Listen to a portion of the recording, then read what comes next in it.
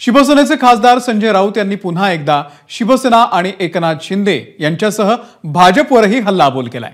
भाजपनं अजित पवार आणि एकनाथ शिंदेंमध्ये भांडणं लावण्याचं काम सुरू केल्याचा आरोप देखील त्यांनी केलाय। सरकार महाराष्ट्राचं आणि अनेक नेते दिल्लीमध्ये असं चित्र आहे। काळजीबाहू मुख्यमंत्र्यांच्या प्रकृतीची काळजी भाजपला वाटत नाहीये असं म्हणत राऊतांनी महायुतीला टोला लगावलाय।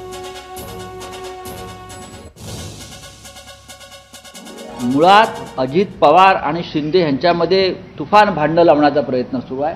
सरकार महाराष्ट्रात स्थापन होत आहे आणि हे अनेक नेते दिल्लीमध्ये फिरत आहेत। दिल्लीच्या सूचनेनुसार हे सर्व डोंबाराचे खेळ महाराष्ट्रात सुरू आहेत। दिल्लीतून डमरू हलताय, त्यानुसार जो तो आपापल्या भागामध्ये उड्या मारतो आहे। एखादी महाशक्ती पाठीशी असल्याशिवाय दिल्लीतली भारतीय जनता पक्षातलीच एकनाथ शिंदे हा खेळ करू शकत नाही, तेवढी हिंमत त्यांच्यामध्ये नाही। जे लोक 2.5 वर्षापूर्वी 3 वर्षापूर्वी ईडी सीबीआय दिल्लीचं गृहमंत्रालयाला घाबरून ज्यांनी शिवसेना फोडली आणि पळून गेले, त्यांना 3 वर्षामध्ये असं कोणतं टॉनिक मिळालं आहे की ते दिल्लीला डोळे वटारून दाखवतायत, दुसरे फुगवे करतायत। एबीपी माझा, उघडा डोळे बघा नीट।